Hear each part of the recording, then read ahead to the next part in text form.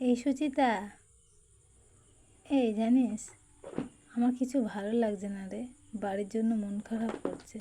আমি না কিছুদিন থাকবো না, বুঝলি, একটু বাড়ি থেকে ঘুরে আসবো। মা কেমন আছে, বাড়ির লোকরা সব কেমন আছে, একটু দেখা টেখা করে আসবো। তুই আমার কাজগুলো একটু সামলে নিস। হ্যাঁ, হ্যাঁ।